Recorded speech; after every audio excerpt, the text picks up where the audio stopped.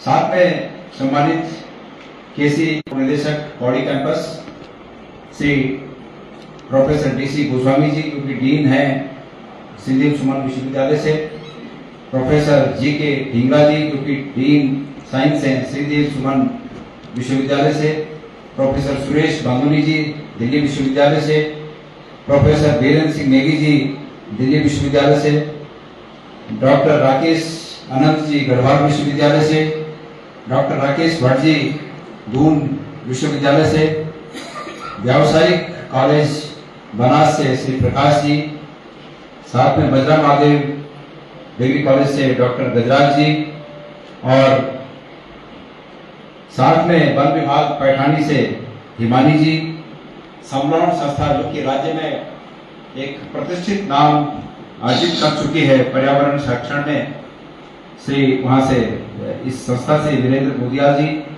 हमारे शिक्षक अभिभावक संघ के अध्यक्ष आदरणीय रिटायर्ड वीडियो साहब श्री आसाराम पंत जी, पैठानी व्यापार संघ के अध्यक्ष नरेंद्र सिंह नेगी जी, कार्यक्रम के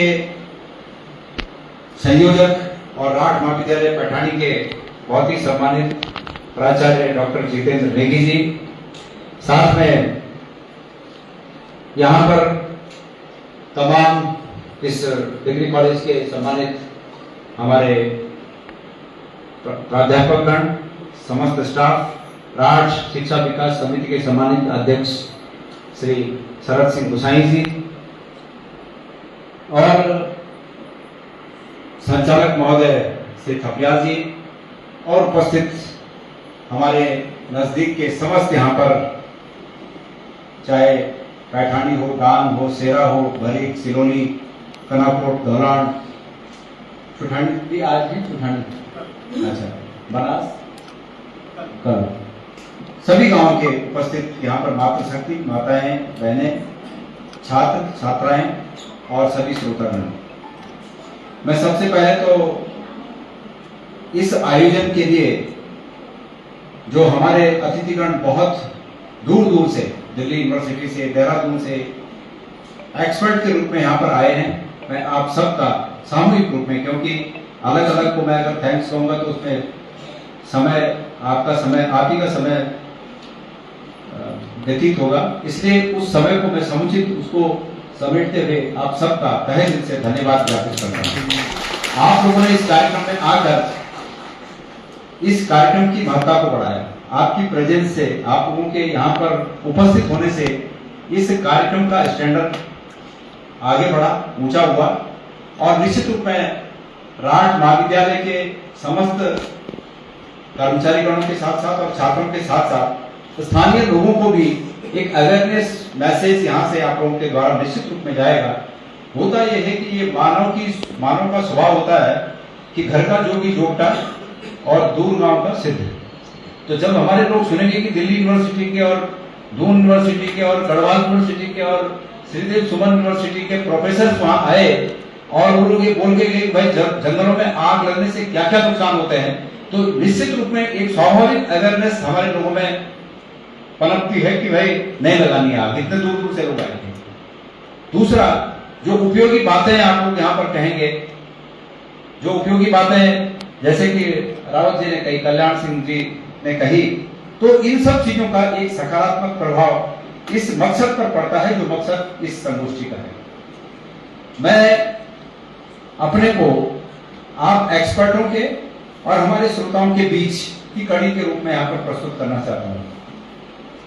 यहाँ पर दो पक्ष हैं, एक पक्ष एक्सपर्ट्स का है जो वनाग्नि और ये क्लाइमेट चेंज के दुष्प्रभाव मानव जीवन पर पड़ रहे हैं, जलवायु परिवर्तन के जो दुष्परिणाम मानव जीवन पर पड़ रहे हैं उसको यहाँ पर उद्धृत करेंगे, और दूसरा पक्ष वो है जो इन चीजों से बेखबर होकर भी प्रभावित है। तो मैं ये दोनों के बीच की कड़ी हूं। मैं जो यहाँ पर बैठकर महसूस कर रहा था कि मैं इन दोनों के बीच की कड़ी हूं। इंसान स्वाभाविक रूप में, इंसान का स्वभाव यह है कि वो खोजी प्रवृत्ति का होता है, मतलब इंसान का स्वभाव ही खोजी होता है, और इंसान के इसी खोजी स्वभाव के चलते आज हम जितनी उपलब्धियां हासिल कर रहे हैं, वैज्ञानिक उपलब्धियां हासिल कर रहे हैं, ज्ञान के क्षेत्र में उपलब्धियां हासिल कर रहे हैं, वो इंसान के खोजी स्वभाव के कारण है। मैं परसों शाम को खाना खा रहा था, अभी 3 दिन पहले की बात है, खाना खा रहा था यही अपने गेस्ट हाउस में ऊपर। मेरे सामने एक प्रोफेसर साहब बैठे थे, अभी यही होंगे पर मैं नाम नहीं लूंगा, बैठे थे। मेरे दिमाग में एक बात आई, यहाँ पर साइंस के स्टूडेंट होंगे, प्रोफेसर भी कई लोग होंगे जो साइंस पढ़े होंगे, या बेसिक जानकारी तो सबको ही है, चाहे कोई आर्ट पढ़ा हुआ है। बेसिक फंडामेंटल एक लॉ है कि कोई भी तत्व संसार में, इस ब्रह्मांड में, कोई भी तत्व पूरे ब्रह्मांड में किसी भी तत्व को न तो पैदा किया जा सकता है और न उसको नष्ट किया जा सकता है। उदाहरण के लिए ऑक्सीजन, उसका संकेत O है, तो ऑक्सीजन को न तो नष्ट किया जा सकता है, मतलब मैंने इस रूप में इसको देखा कि जब तत्व को उस दिन खाना खाते खाते मेरे दिमाग में एक बात आई कि तत्व को जब नष्ट नहीं किया जा सकता है, तो ये बात चिंतन करने के योग्य है कि जंगल ऑक्सीजन कैसे पैदा करते हैं। मेरे दिमाग में बात आई, ये जब इन्होंने कहा कि ऐसी गोष्ठी है, तो मेरे दिमाग में बात आई कि भाई आग से वनों का नुकसान हो रहा है, पेड़ों का नुकसान हो रहा है, तो ऑक्सीजन का प्रोडक्शन पे फर्क पड़ रहा है, इसलिए पर्यावरण को नुकसान हो रहा है। पर मैंने दिमाग में ये बात आई कि भाई जब तत्व को न तो पैदा किया जा सकता है और न नष्ट किया जा सकता है, तो ऑक्सीजन जंगल कैसे पैदा करते हैं, पेड़ कैसे ऑक्सीजन पैदा करते हैं। और चूंकि मैंने कहा कि थोड़ा खोजी स्वभाव होने के कारण और थोड़ा बहुत साइंस की जानकारी होने के कारण भी मैं फिर सोचते सोचते मैंने ये बात सामने बैठे हुए प्रोफेसर साहब को कही। संयोग से प्रोफेसर साहब विज्ञान के विद्यार्थी रहे, तो मैंने कहा भाई एक बात बताओ, जब तत्व को न तो नष्ट किया जा सकता है न पैदा किया जा सकता है, उसके स्वरूप को बताया जा सकता है, किसी तत्व को दो तत्वों को मिलाकर यौगिक बनाया जा सकता है, अन्य स्वरूप दिया जा सकता है, लेकिन तत्व को न नष्ट किया जा सकता है न पैदा किया जा सकता है, तो पेड़ कैसे ऑक्सीजन बनाता है। तो उन्होंने भी कहा ये बात तो सही है। फिर मैंने सोचा, अपने मन में सोचा, मैंने कहा हो सकता है कि पानी एक यौगिक है जो ऑक्सीजन और हाइड्रोजन से बना हुआ है, H2O, उसमें हाइड्रोजन के 2 परमाणु अणु और ऑक्सीजन का 1 परमाणु है, मतलब परमाणु या अणु जो भी है, 2 हाइड्रोजन और 1 ऑक्सीजन, H2O और 1 मतलब H2O। तो मैंने सोचा कि ये जमीन से पानी देते हैं और उस पानी का विघटन करके हाइड्रोजन और ऑक्सीजन बनाते होंगे, ऑक्सीजन को मुक्त कर देते हैं।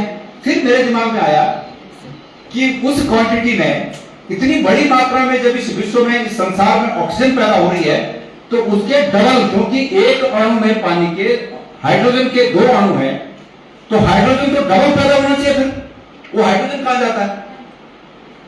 तो मैंने उनसे कहा कि भाई आजकल जरा पता करो, ये वो निकला है आजकल, क्या है वो, ग्रोक, चैट जीपीटी, मैंने इसमें जरूर इसका उत्तर होगा। और उन्होंने उसको तुरंत चेक किया और उन्होंने कहा सर आपकी बात बिल्कुल सही है।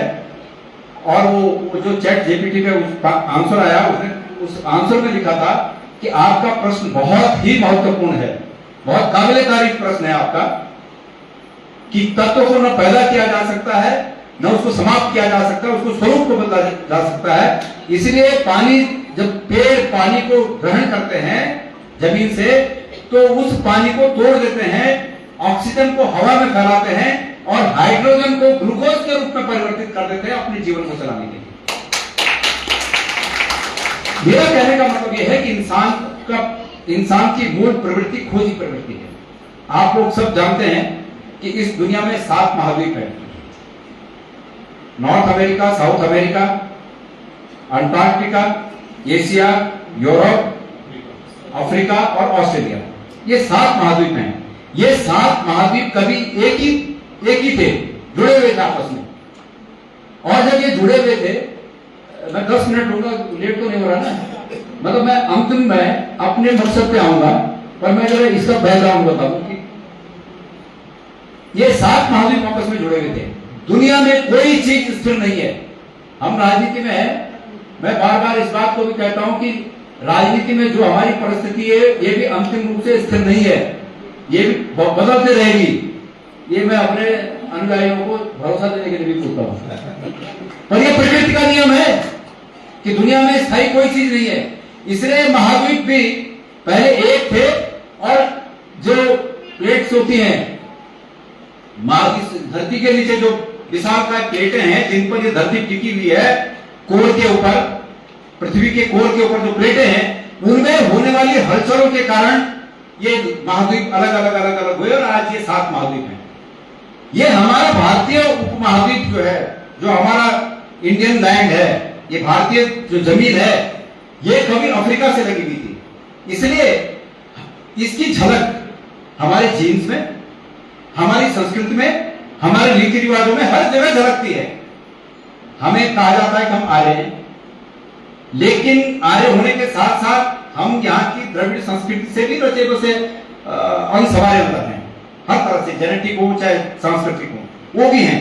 उसका कारण ये है कि ये जमीन अफ्रीका से टूटकर धीरे धीरे धीरे और उत्तर पूर्व की ओर खिसकते हुए 1.5 सेंटीमीटर या 2 सेंटीमीटर बताते हैं प्रतिवर्ष, इतना ये एशियन प्लेट की तरफ आते गई आते गई आते गई और आज से करीब 25 करोड़ वर्ष पहले ये जमीन एशियन प्लेट को आ गई, टच हो गई।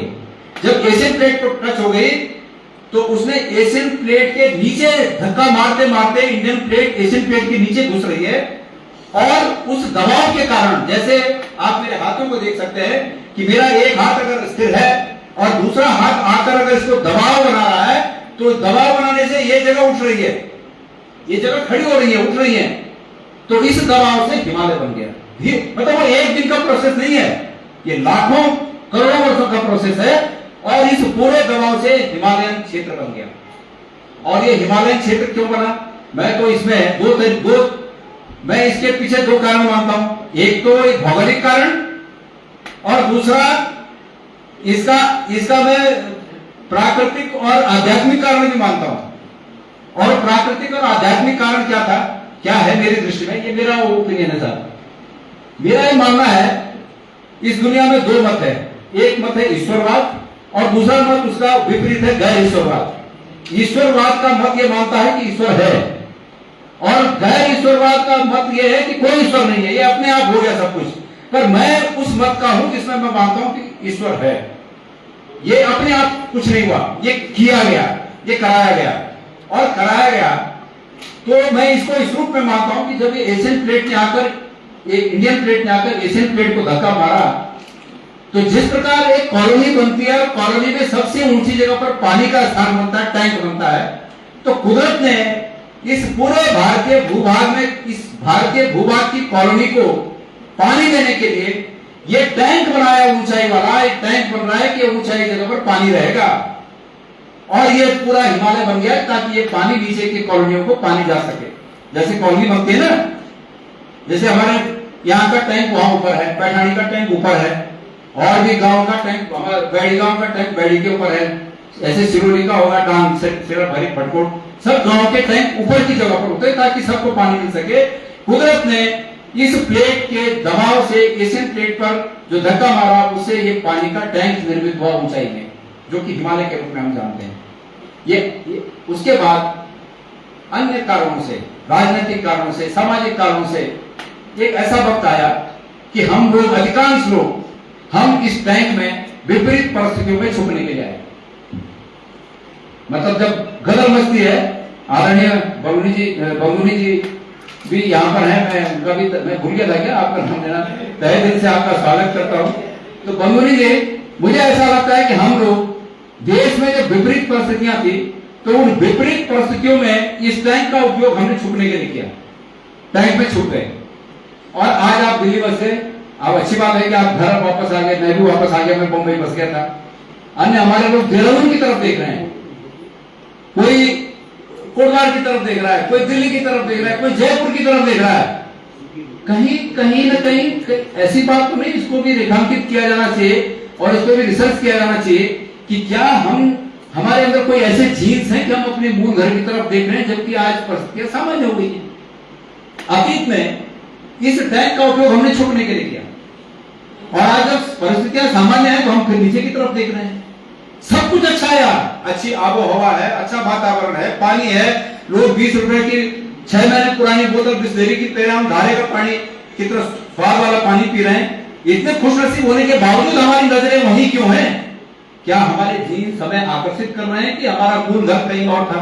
इस पर भी विचार करने की आवश्यकता है। पर अब जिस परिस्थिति में हम हैं, इस टैंक को बचाने की आवश्यकता है। ये जलवायु परिवर्तन, ये आग लगने के जो खतरे, आज इस टैंक को सबसे बड़ा खतरा इन दो बातों से है, जिसको कि यहाँ रेखांकित किया गया है कि वनाग्नि एवं जलवायु परिवर्तन। इस टैंक को, जो कि भारत के अधिकांश भूभाग को पानी मुहैया कराता है, इस टैंक को संरक्षण की आवश्यकता है, रिपेयर की आवश्यकता है। और इसके लिए बृहद रूप में मैंने, ठीक है हम जहां नहीं पहुंच पाए, लेकिन मन के लड्डू खाने में क्या दिक्कत है, सपने देखने में क्या दिक्कत है? तो हम तो उसमें भी सोचते रहते हैं कि अगर कहीं उस पंचायत में हम पहुंचे तो हम इसके समाधान की भी बात करेंगे कि इसका समाधान क्या है। और इसका समाधान ये है, मैं ये मानता हूं कि 1800 मीटर के ऊपर के गांवों को सरकारों के द्वारा उन प्रदेशों पर अधिभार लगाकर, उनकी ड्यूटी लगाकर, जो प्रदेश गंगा, यमुना और हिमालय से निकलने वाली नदियों का, जैसे कि हमारे आदरणीय रावत जी ने कहा, आनंद सिंह रावत जी ने कहा कि हमारे ग्लेशियरों से निकलने वाली नदियों का अधिकांश फायदा दूसरे स्टेट लेते हैं, तो केंद्र सरकार एक अम्ब्रेला कानून बनाए जिसके तहत 1800 से ऊपर रहने वाले गांवों को हम इस रूप में देखें कि ये सिर्फ और सिर्फ जलवायु को बैलेंस करने के लिए और पानी पर इसका कोई विपरीत प्रभाव न पड़े, इसलिए उन गांवों का विकास कहीं अन्यत्र अगर हो सके तो उस रूप में उनको रोजगार देकर या कुछ देकर उन गांवों की, मतलब उन पूरे स्टेटों की ड्यूटी इस पर लगानी चाहिए कि इसका हल आप लोग को निकालना होगा। ये भारत सरकार का सब्जेक्ट है, ये सिर्फ उत्तराखंड सरकार इसको नहीं कर सकती है। जहां तक आग लगने वाली बात है, यहाँ वन विभाग की एक, मैं जानता नहीं पर वो हिमानी जी है, क्या है, रेंजर है, क्या है, फॉरेस्टर है, ठीक है। मैं उम्मीद करता हूं कि आप अपने ऑफिसर तक भी ये बात जरूर पहुंचाइएगा। वनों के साथ स्थानीय लोगों की सहभागिता होना बहुत आवश्यक है। अंग्रेज जब यहां से गए तो अंग्रेज कुछ हक हकूक देकर गए और उनका ये मानना था, प्रशासनिक तौर पर हम उनके, वो ठीक है हमारे उनसे विपरीत तो हो सकते हैं कि भाई हम पर शासन करते थे, लेकिन प्रशासनिक तौर पर उनके द्वारा स्थापित किए गए नियम निश्चित रूप में कुछ न कुछ ऐसे हैं कि जो लंबे समय तक उपयोगी रहेंगे, काम करते रहेंगे। उनमें से एक नियम ये भी था कि स्थानीय लोगों को वनों के साथ उनका रिश्ता बनना चाहिए और उनको लगे कि ये हमारे हित में है। तो जो हक हकूकों की बात है, मैं इस बात का पक्षधर हूं कि सरकारों को पहाड़ी क्षेत्र के नजदीक रहने वाले लोगों के वनों पर आधारित, वनों पर आश्रित होने के अतीत से लेकर अब तक के उनके हक हकूकों को बहुत सहजता से देखना चाहिए। इस रूप में नहीं देखना चाहिए कि आपका हम इंटीन बंद कर देंगे, पहले इंटीन मिलता था। अभी बदले गांव ने शिकायत की मुझे पिछले सालों कि साहब एक कोई यहाँ रेंजर आई थी, अभी है कि नहीं मालूम नहीं, बहुत गांव वालों ने मुझे शिकायत की कि उन्होंने हमारे इंटीन बंद कर दिए, कारण कि भाई आग लगी और उन्होंने कहा कि तुम्हारे इलाके में आग लगी इसलिए तुम्हारा इंटीन बंद कर दिया। आप दंडात्मक कार्रवाई तब करिए जब आपने पूरा समय दिया हो। एक साल आग लगने के बाद अगर दंडात्मक कार्रवाई कर दी जाती है तो लोगों को लगता है हमारा है ही नहीं, तो फिर तो आदमी खुद भी आग लगाता है। इसलिए मैं ये मानता हूं कि वनों के साथ स्थानीय लोगों की सहभागिता बहुत आवश्यक है।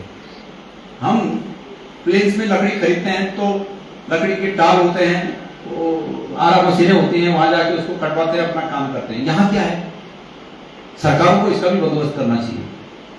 जैसे एक पेड़ चीड़ का है, वन विभाग को करना चाहिए। एक पेड़ चीड़ का है, उसकी 50% लकड़ी वेस्ट होती है, काम नहीं आती। और पछान में हमारे पारंपरिक तरीके हैं, क्योंकि आप मशीनें तो है नहीं अभी, तो उसके कटान में, पछान में और उसकी टहनियां कहीं, जबकि वो इमारती लकड़ी के रूप में काम आ सकती हैं, लेकिन हमारे पास वो वैज्ञानिक यंत्र नहीं है और सरकारों ने भी इसके लिए कुछ सोचा नहीं। इतने बड़े भूभाग में, पहाड़ी क्षेत्रों में कहीं कोई आरा मशीनी कौड़ी के अलावा ऊपर कहीं और भी क्षेत्रों में और भी जिलों में कहीं कोई ऐसी बात है नहीं, वो होना चाहिए ताकि उससे एक ही पेड़ में एक मकान का अधिकांश काम हो जाए। अब माना वन विभाग एक आधा पेड़ दे रहा होगा तो लोग बना ही रहे ना, मकान तो बना ही रहे, तो बाकी का कहां से आ रहा है? बाकी का वहीं से आ रहा है, वहीं से आ रहा है। तो हत्या एक की बजाय दो की हो रही होगी। एक वृक्ष के एवज में, जो एक वृक्ष में पूरा हो सकता था, उसके एवज में 2 वृक्षों की हत्या हो रही होगी। और वो इसलिए हो रही है कि हमने इसको ज्यादा आसान माना कि आंख बंद कर देना आसान है, इनके लिए सुविधाएं सृजित करना आसान नहीं है। ये मतलब किसी एक आदमी का बात नहीं है, पूरे हमारे सिस्टम की बात है। मैं ऐसा महसूस करता हूं। बहरहाल मुझे मैंने देवी जी से पूछा था कि मुझे आज ही बोलना है कि कल भी बोलना है, उन्होंने कहा कल भी बोलना है। तो मैं ही ज्यादा समय दे लूंगा तो बाकी लोगों को इसमें कम समय मिलेगा। मैं चाहता हूं कि मेरे को तो हमेशा सुनते रहते हैं सब लोग, बाकी लोगों को आज ज्यादा सुना जाए। कुल मिला के बात यह है कि ये जो गोष्ठी होनी चाहिए, मैं धन्यवाद देना चाहूंगा ओएनजीसी का कि उन्होंने राठ महाविद्यालय को इस स्पॉन्सरशिप के लिए उचित माना। ओएनजीसी का धन्यवाद। और दूसरा जीबी पंत पर्यावरण संस्थान जो कि अल्मोड़ा में है, उन्होंने भी इसको कुछ मदद करने की बात कही है, मैं उनका भी धन्यवाद करना चाहूंगा। कुल मिला के हमारे स्थानीय लोग और हमारी यहाँ पर जो माताएं बहनें आ रखी हैं, आप इस पार्ट के दूसरे पार्ट हैं और मैं उम्मीद करता हूं कि ये जो एक्सपर्ट लोग अपनी बात कहेंगे, आप लोगों की बात समझ में आएगी और हम इस क्षेत्र को ये समझिए कि इस इतने से क्षेत्र के पर्यावरण संरक्षण से क्या बहुत बड़ा असर पड़ेगा। ये इस रूप में है कि एक लंबी यात्रा की शुरुआत एक कदम से होती है। जो पहले कहा गया कि अमेज़न के जंगल पूरी दुनिया में जितनी ऑक्सीजन है, उस ऑक्सीजन का 20 से 25% अकेले प्रोड्यूस करते हैं। तो हमारे पैठानी इलाके की ये 5-7 गांवों के इर्द गिर्द जो जंगल है, उसका प्रतिशत पूरे विश्व के ऑक्सीजन प्रोडक्शन में कितना होगा? 0.00000 का अभी कहीं एक होगा, पर कोई बात नहीं। एक बहुत बड़ी यात्रा की शुरुआत, एक लंबी यात्रा की शुरुआत एक कदम से होती है और हम अगर अवेयर हुए तो हमारी आगे आने वाली जनरेशन अवेयर होगी। माँ अगर बेटी को एक बात कह देगी, ऐसे ऐसे अनेक आंदोलन उदाहरण है।